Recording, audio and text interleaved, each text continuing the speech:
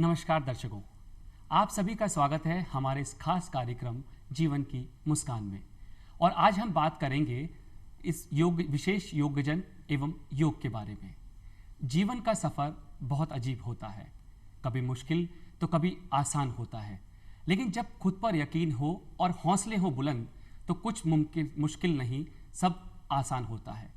ये पंक्तियाँ हम सभी और योगजनों के जीवन पर सटीक उतरती है, क्योंकि हमारा जीवन संघर्षों से भरा होता है, उतार चढ़ाव से भरा होता है। लेकिन इस उतार चढ़ाव को हम योग के माध्यम से काफ़ी हद तक कम कर सकते हैं। योग, साधना, ध्यान, ये सब एक ऐसी पद्धति है जिसे हम इन संघर्षों से शारीरिक और मानसिक तनाव को दूर कर सकते हैं। ऐसे ही विषयों पर चर्चा करने के लिए, योग पर विषय पर चर्चा करने के लिए हमारे साथ एक्सपर्ट के रूप में मौजूद हैं वीरेंद्र कुमार शर्मा जी, जो कि एक सामाजिक कार्यकर्ता हैं और योग पर काफ़ी समय से ये साधना कर रहे हैं। और हमारे साथ एक विशेष योगजन भाई भी हैं, राजेश विजय जी, जो कि योगजनों के लिए विशेष प्रकार की क्रियाएं हमें बताएंगे। वीरेंद्र कुमार शर्मा जी, आपका बहुत बहुत स्वागत हमारे इस कार्यक्रम में। धन्यवाद। सबसे पहले जैसे हम बात कर रहे हैं योग पे, तो मैं ये जानना चाहूँगा कि योग है जिसे हम सभी जानते हैं, लेकिन आप बताएं कि योग आखिर है क्या? योग का मतलब होता है जुड़ना, और योग के प्राचीन संस्कृति में 8 अंग बताए गए हैं: यम, नियम, आसन, प्राणायाम, प्रत्याहार, ध्यान, धारणा और समाधि। जैसे हम सभी जानते हैं कि योग जो हमारी भारतीय संस्कृति का अहम अंग है, तो हम क्या देखते हैं, किस स्थान पर हम भारतीय संस्कृति में इस योग को देखते हैं? भारतीय संस्कृति में योग 5000 साल पुरानी पद्धति है, और ये भारत में बहुत सभी ऋषि मुनियों के द्वारा अपनाई गई थी। धीरे धीरे फिर इसका प्रसार प्रचार आम व्यक्तियों में भी होने लगा, और सभी अपने अपने हिसाब से योग करने लगे। योग प्रशिक्षकों द्वारा अब आजकल योग का विधिवत वो दिया जाता है प्रशिक्षण। तो उस तरीके से योग करने से काफ़ी चीज़ें होती हैं। इसी से जुड़ा हुआ मेरा एक सवाल है कि आज जैसे हम योग को देखते हैं और योग करते हैं, तो वो हमारे स्वास्थ्य के लिए किस प्रकार लाभदायक है?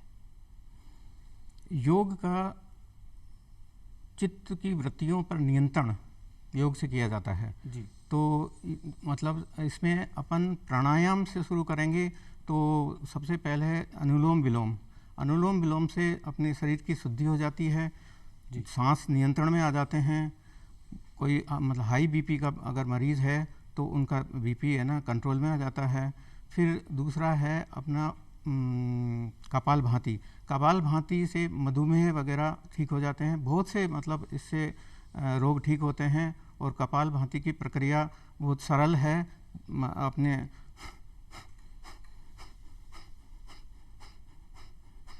इसके बाद आता है भ्रामरी प्राणायाम। भ्रामरी प्राणायाम करने से मानसिक याददाश्त तेज हो जाती है, मानसिक रोग ठीक हो जाते हैं। इस तरह की, जैसे हम सभी जानते हैं कि आज जैसे हमारा कार्यक्रम विशेष योगजनों पर है, तो विशेष योगजन किस प्रकार की क्रियाएं कर सकते हैं और कौन कौन सी क्रियाएं उनके लिए सरल और सुगम होती है? विशेष योगजन के लिए चलना मुश्किल होता है, तो वो बैठ करके अपने योग के प्राणायाम से शुरू करेंगे। अनुलोम विलोम से हमारे मित्र हैं आज राजेश जी आए हुए हैं, वो प्राणायाम करके बताएंगे आपको। तो प्राणायाम में बताया, प्राणायाम में कौन कौन सी? और प्राणायाम में देखो मुद्राएं भी होती है, योग की मुद्राएं भी होती हैं, और योग की मुद्राएं होती है, और कपालभाति जी, कपालभाति, भ्रामरी प्राणायाम। और ये प्राणायाम तो बैठ के तो यही किए जा सकते हैं दिव्यांग जन के द्वारा। जी जी। तो इन प्राणायाम से हमारे शारीरिक और मानसिक जो तनाव है उनको किस प्रकार से, क्या फ़र्क है, इनको किस तरीके से दूर किया जा सकता है? शारीरिक और मानसिक जो तनाव है वो अपने उपयोगा से भी दूर किया जा सकता है। अपने हाथों को खोल करके और ऊपर की तरफ भी ले जाया जा सकता है, फिर नीचे की तरफ भी लाया जा सकता है, बगल में भी ले जाया जा सकता है, सामने भी ले जाया जा सकता है, और नीचे की तरफ से ला करके और उनको है ना मुट्ठी बंद करके खोला जाता है, मुट्ठी बंद करके खोला जाता है, ऊपर हाथ ऊपर करके, और मतलब ऐसे जैसे प्रयोग किया जाता है एक यूँ, तो सारा तनाव दूर हो जाता है शरीर का ऐसे करने से। शरीर का और मानसिक विकारों की, मानसिक तनाव की बात करें, वो भ्रामरी प्राणायाम है। ओम का उच्चारण किया जाता है सांस अंदर ले करके, और इसमें क्या किया जाता है, ये जैसे ऐसे, और ओम का उच्चारण किया जाता है। इससे याददाश्त तेज हो जाती है। मानसिक जो भी परेशानियाँ होती हैं, किसी को जैसे बोलना अगर कम आता हो तो खुल के आवाज़ भी उनके खुल जाती है। तो भ्रामरी प्राणायाम एक है, एक आप बता रहे हैं अनुलोम विलोम है, और ओम का उच्चारण, ये 3-4 क्रियाएं हैं जिन्हें बहुत आसानी से किया जा सकता है। ये बताइए कि जैसे आज की जो भागती दौड़ती ज़िंदगी है, जिसमें युवाओं के पास में समय बहुत कम है, वो सब अपने काम में व्यस्त हैं, लंबे समय तक वो अपना वर्क प्लेस पर काम करते हैं, संस्थाओं में काम करते हैं, तो ऐसे में कौन सी ऐसी क्रियाएं हो सकती है जो कि वो बैठे बैठे आसानी से अपने उसी समय में कर सकें? इसके लिए हमारी योग मुद्राएं हमारे, जैसे ये अंगूठा है, ये अग्नि का तत्व का, ये वायु तत्व का, और ये है आकाश तत्व का, ये है पृथ्वी तत्व, ये जल तत्व। तो बैठ कर के सीधा सा ये है, अंगूठे से अपना इसको, अगर किसी के मतलब गैस बन रही हो तो अंगूठे से ऐसे अपनी प्रथम उंगली को ऐसे दबा के रखेंगे जी, तो उनको मतलब ठीक रहेगा, वायु प्रकोप कम हो जाएगा। ऐसे ही ये दूसरा वाला आकाश का है, फिर ये पृथ्वी का है। ये इस तरह से करने से हमारे मधुमेह वगैरह भी ठीक हो जाते हैं। खाना अगर ज़्यादा खा लिया हो तो वो खाना भी है ना जल्दी पच जाता है। ये चीज़ें क्या ये क्रियाएं विशेष योगजन भी कर सकते हैं? बहुत सरलता से कर सकते हैं। विशेष योगजन के अलावा आम आदमी सभी कर सकते हैं इसको। तो बहुत सरल मतलब ये है योग मुद्राएं, और इसको क्या है कहीं भी कर सकते हैं, बैठे बैठे आप रेल में सफ़र कर रहे हैं, बस में कर रहे हैं, आराम से कर सकते हैं। इसमें कहीं किसी मतलब उसकी विशेष स्थान की आवश्यकता नहीं पड़ती है। अच्छा, अब जैसे हम अगर बात करें कि जैसे योग जो है वो धीरे धीरे भारत में तो सभी करीब सभी जानते हैं, और धीरे धीरे लोगों में जागरूकता भी आ रही है, लेकिन विदेशी जो लोग हैं वो भी योग की तरफ काफ़ी आकर्षित हो रहे हैं, योग को अपना रहे हैं। तो ऐसे में जैसे हम देखें कि हर वर्ष दर्शकों में बताएं कि हर वर्ष विदेशों से काफ़ी पर्यटक, सैलानी और विद्यार्थी हमारे भारत देश में योग पर शोध करने, साधना करने और चिकित्सा पद्धति लेने आते हैं। तो ऐसे में वीरेंद्र जी ये बताइए कि जब विदेश में ये चीज़ें धीरे धीरे बढ़ रही है और यहाँ पर आ रहे हैं, तो आप कैसे देखते हैं भविष्य कितना इसका आगे का सुनहरा है? योग का भविष्य बहुत उज्जवल है, और प्रत्येक व्यक्ति इससे जुड़ना चाहता है, मतलब इसकी महत्ता को समझ गया है, और इसको अपन शिक्षा के क्षेत्र में बाल्यकाल से ही अगर बच्चों को योग सिखाया जाए तो आगे जा कर के ये योग को अपना सकते हैं। और ग्रामीण क्षेत्र में भी योग के माता बहनें, बेटियां सब योग कर सकती हैं, और सरल योग के मतलब उनको वो जैसे पानी भरने के पहले कुएं से पानी खींचते थे, वो भी योग है। एक चक्की पीसा करते थे, वो भी आजकल ये तो नहीं होता है, लेकिन मैंने जो बताया ना अपने हाथों के द्वारा अपना ये जो योग मुद्राएं लगा करके बैठने से, आंख बंद करके ध्यान में जाने से काफ़ी मतलब शरीर को फ़ायदा पहुंचता है। हाँ, इसी से जुड़ी बात है कि जैसे पहले हमारे पुराने पूर्वज वगैरह जो है वो गांव में हो या शहर में हो, वो किसी प्रकार का व्यायाम करते थे, सूर्य नमस्कार करते थे, और उनकी गतिविधियों में ये सब चीज़ें शामिल रहती थी, व्यायाम करना, चलना, दौड़ना और कई प्रकार की कसरत करना। तो आज जो है वो सब चीज़ें धीरे धीरे कहीं कम हो रही है, लेकिन योग के माध्यम से हम उन सब चीज़ों को कैसे रोचक बना सकते हैं? रोचक बनाने के लिए प्रशिक्षक, जो योग के प्रशिक्षक गण होते हैं, उनको एक तो सम्मान दिया जाना चाहिए। तो वो निःशुल्क योग सिखाएंगे, तो निःशुल्क योग सिखाएंगे तो आम आदमी उनके योग के सीखने के लिए प्रेरित होंगे, उनको प्रेरणा मिलेगी। मतलब ये एक बहुत रोचक प्रक्रिया है कि उनको सम्मानित किया जाए प्रशिक्षकों को, और निःशुल्क इनकी कक्षाएं लगाई जाएं, मतलब स्कूलों में भी लगाई जाएं, और सामाजिक मतलब सामाजिक जो स्थान है वहाँ पे भी लगाई जाएं, सार्वजनिक स्थान है वहाँ लगाई जाएं। बिल्कुल। तो आपका मानना ये है कि हमें कई तरह के सेंटर इसके लिए खोलने चाहिए जहाँ पर कि निःशुल्क योग की योग साधना के बारे में बताया जाए, जागरूकता दी जाए, प्रशिक्षण दिया जाए, और साथ में जो सिखाने वाले हैं, जो उनके प्रयोगकर्ता हैं, जो एक्सपर्ट हैं, वो साथ साथ में उनको प्रोत्साहित किया जाए और उसको आगे बढ़ाया जाए। योग जो है हमारी चिकित्सा में आजकल काफ़ी शामिल हो रहा है, तो आप क्या देखते हैं इसे और कैसे विकास किया जाए, योग के बारे में और कैसे इसको प्रोत्साहित किया जाए? देखो, आज योग का चिकित्सा से जुड़ाव इसलिए है कि ये शरीर की जो शुद्धि होती है वो योग से आराम से हो जाती है, ना कोई मतलब दवाई लेनी पड़ती है। और शरीर की शुद्धि करने के लिए योग के जितने भी पद्धतियां हैं, जितने भी अंग हैं, उनमें से जो सरलतम अंग हैं उनको प्रयोग किया जाता है, और शारीरिक रूप से व्यक्ति को स्वस्थ किया जा सकता है, और व्यक्ति से और प्रेरित भी होता है। तो अब चिकित्सा में तो ये बता दिया ना मैंने कि बहुत सारे आसन भी होते हैं, इसमें बहुत सारे प्राणायाम भी हैं, तो उनको किया जाना चाहिए। उनमें से कुछ अगर हम बात करें जो कि दर्शकों को आसानी से समझ आ सके और जिसे वो नियमित रूप से अपने घर पर कर सकें, तो ऐसे कौन कौन से आसन?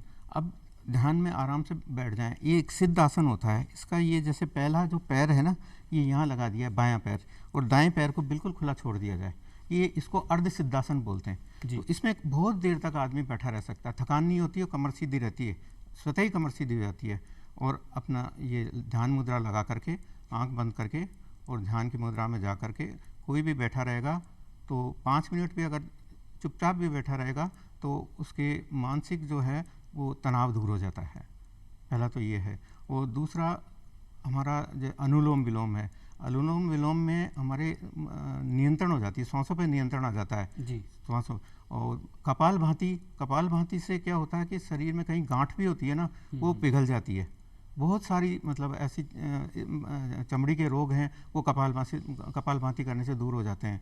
और कहीं दर्द हो रहा है उसके लिए शरीर में मतलब क्या शवासन होता है एक, तो शवासन में सीधा लेटा जा करके और अपने प्रत्येक अंग को अंगूठे से लेकर के और घुटने तक आकर के कमर तक और अपने छाती, कंधे, अंगुलियां और फिर अपना जो सहस्त्रार होता है जिसे अपन वो बोलते हैं क्या, सिर के ऊपर जो होता है ना ऊपरी जो हिस्सा कपाल, तो ये कपाल तक जा करके और फिर वापस ध्यान को नीचे की तरफ ले जा करके और वो पूरा जहाँ अगर दर्द है कहीं तो उस स्थान को ज़्यादा देर तक देखा जाता है, उसका निरीक्षण किया जाता है आंखें बंद करके, तो इससे बहुत फायदा होता है, काफ़ी हद तक फायदा होता है।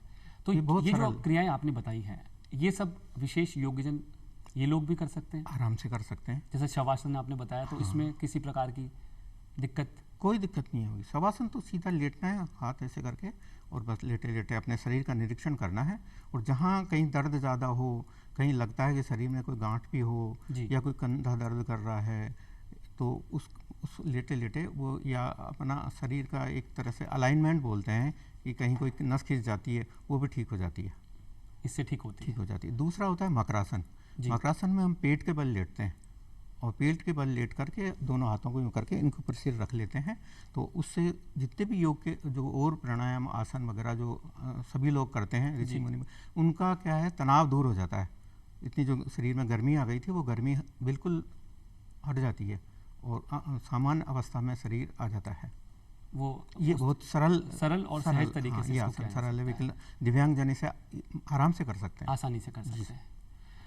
जैसे हमने बात करी ये योग क्रियाओं के बारे में और शारीरिक और मानसिक तनाव के बारे में, आजकल ये देखा गया है कि बच्चे जो हैं वो विद्यार्थी जो हैं वो बहुत जल्दी अवसाद में आ जाते हैं और मानसिक तनाव उनको बहुत जल्दी घेर लेता है, क्योंकि ये कहीं ना कहीं कंपटीशन का ज़माना है, उन्हें बहुत सारी पढ़ाई करनी पड़ती है और बहुत सारी चीज़ें करनी पड़ती है, तो ऐसे में बहुत जल्दी वो अवसाद में आ जाते हैं। तो ऐसे में उनके लिए कौन से आसन हैं जो कि वो करें और वो जैसे तनाव होता है, घबरा जाते हैं, तो बहुत जल्दी उन्हें अपने ऊपर प्रेशर महसूस होता है, तो ऐसे में कौन कौन से ऐसे आसन वो कर सकते हैं जो बहुत आसानी से कर सकते हैं और बच्चों को इसमें कहीं ना कहीं करते हुए भी बहुत रोचकता है? ये बहुत अच्छी बात पूछी आपने। ये आजकल भागदौड़ की ज़िंदगी में थोड़ा सा विद्यार्थी लोग भी और बचपन से जो छोटे बच्चे हैं वो भी मतलब घर में जैसे ध्यान ही नहीं देते हैं इस बात पे। तो सबसे पहले तो क्या है, बच्चों को प्रकृति से जोड़ने वाली बात है कि सब सूर्योदय से पहले उठने का उनको एक अभ्यास करना चाहिए। हाँ, सूर्योदय से पहले जो उठ जाएगा और 4 बजे से और 6 बजे तक अगर अध्ययन करेगा तो वो कभी ज़िंदगी में भूल नहीं सकता उन बातों को। और रात को देर तक जो पढ़ते हैं तो वो क्या है, उस 1-2 दिन के लिए याद रहते हैं, परीक्षा में वो भूल जाते हैं। तो इसके लिए सबसे है बहुत अच्छा मतलब वो है प्राणायाम है कि आप वही बताया मैंने आपको, ध्यान लगा लीजिए, ये ज्ञान मुद्रा, और आराम से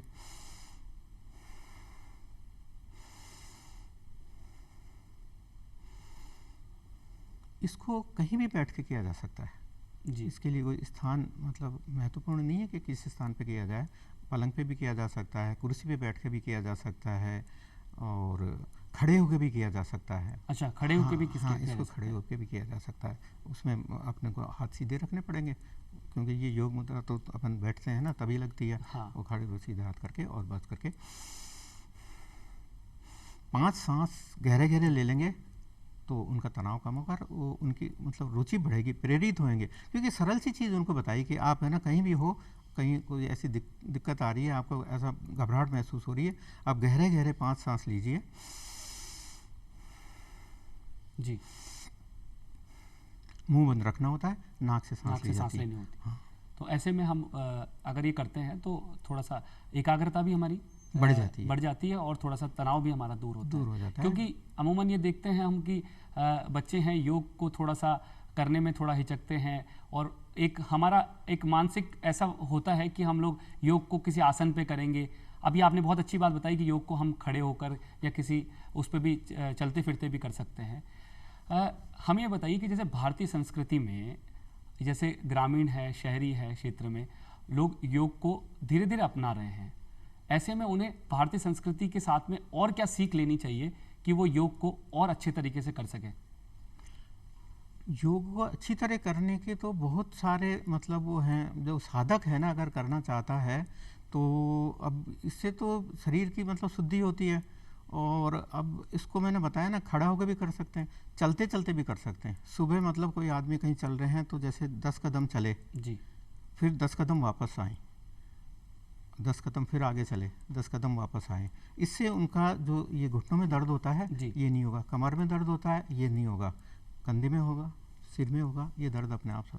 और याददाश्त बढ़ जाती है। अल्जाइमर एक रोग होता है जो मतलब 60 साल के बाद में व्यक्तियों में ज़्यादा आता है।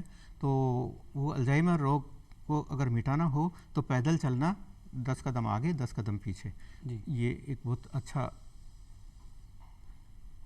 तो योग के प्रचार प्रसार को जैसे हम सभी देख रहे हैं कि धीरे धीरे योग बढ़ रहा है, लोग इसको जान रहे हैं और विदेशों में भी बढ़ रहा है, और हमें क्या प्रयास करना चाहिए ताकि लोग इसे और जानें, इसके प्रति और जागृत, और विशेष लोग से भारतीय लोग और इससे कैसे फ़ायदा ले सकते हैं योग से, इसके लिए क्या प्रचार प्रसार करें और जीवन में इसमें कैसे आत्मसात करें? योग को आत्मसात करने के लिए इसका प्रचार प्रसार की आवश्यकता है। और प्रचार प्रसार तो वैसे काफ़ी हो चुका है, इसका विदेशों में भी पहुंच गया अब तो योग। विदेशों से लोग भारत में भी आते हैं, योग सीखते हैं, और यहाँ कुछ लोग तो यहीं योग मतलब सिखाने भी लग जाते हैं, वापस जाना ही नहीं चाहते भारत छोड़ करके।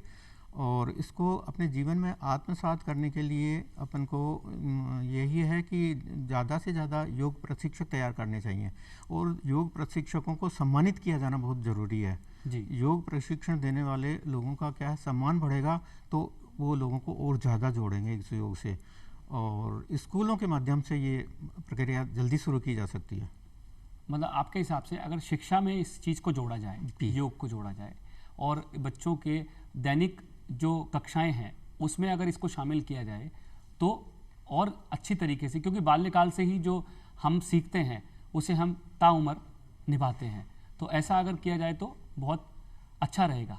सही है, ये आपकी बात से मैं इसको समझ रहा हूँ। अब ये बताएं कि योग जो है, योग के साथ साथ में अगर हमें जैसे हमारी जो दिनचर्या है उसमें और क्या सुधार करना चाहिए ताकि हमारा जीवन जो है वो स्वस्थ रहे और हम थोड़ा सा सभी जो मानसिक और शारीरिक विकार हैं उन सभी को दूर कर पाएं?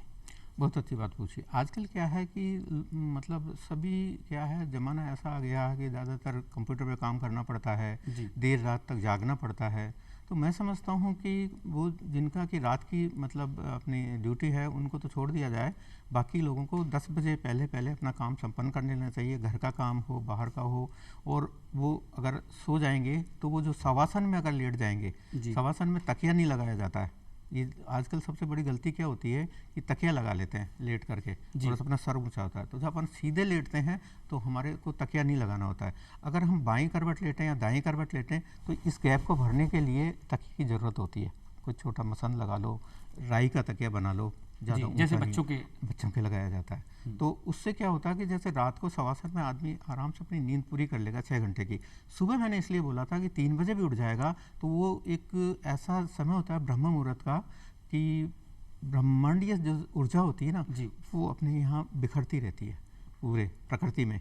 और तो इसलिए कहते थे कि पहले लोग जो जल्दी उठते थे वो बुद्धिमान होते थे और उनकी याददाश्त अच्छी होती थी, बहुत ज़्यादा सक्षम होते थे, वो थकते नहीं थे, बहुत मतलब दिन भर काम भी कर लेते थे, लोगों से मिल भी लेते थे, बात भी कर लेते थे, लोगों को सिखाते भी थे, वक्ता भी होते थे जी, तो थकते नहीं थे। इसीलिए कहते हैं कि सूर्यास्त से पहले उठना, सूर्यास्त से पहले मतलब भोजन करके और काम अपना 10 बजे तक, सूर्योदय से पहले हमें उठ जाना चाहिए। तो ये बात बच्चों के लिए बड़ी कारगर साबित होती है क्योंकि हमें लगता है कि बच्चे जो हैं अगर इस चीज़ को समझें और सुबह उठकर निरंतर पढ़ाई करें और अध्ययन करें तो वो निश्चित रूप से उसको याद रखने में और उनकी एकाग्रता पर बहुत बहुत फ़र्क पड़ता है।